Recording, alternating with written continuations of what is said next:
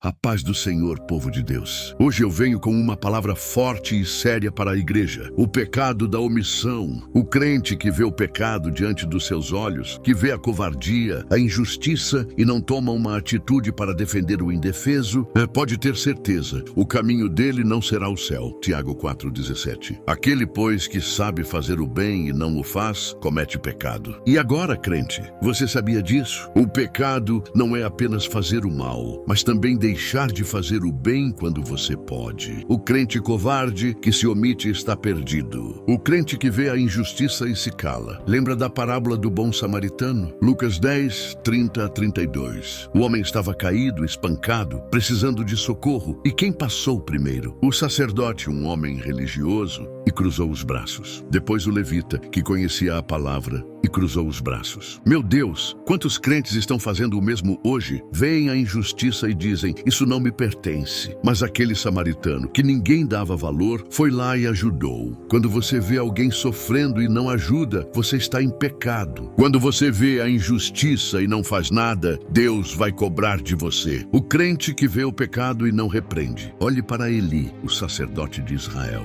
Ele sabia que seus filhos estavam pecando, roubando as ofertas e profanando o templo, mas ele não fez nada. 1 Samuel 3,13. Porque seus filhos faziam o mal, e ele não os repreendeu. E o que aconteceu? Seus filhos morreram, ele perdeu tudo. Deus tirou o sacerdócio da sua casa. E você? Você está vendo o pecado dentro da sua casa e está calado? Você vê alguém se desviando e finge que não é problema seu? Você vê a igreja se corrompendo e cruza os braços? Cuidado, quem se omite diante do pecado está se tornando cúmplice. Pilatos lavou as mãos e se perdeu. Quando Jesus foi injustamente condenado, Pilatos sabia que ele era inocente. Mas ao invés de agir com justiça, lavou as mãos. Ele pensou que estava se livrando da culpa. Mas Deus não aceita a omissão. E você, quantas vezes você já lavou as mãos para não se comprometer? Viu um irmão caído e fingiu que não viu? Sabia da verdade, mas ficou calado por medo? Viu a covardia, viu a injustiça, mas preferiu não se meter? Meu Deus,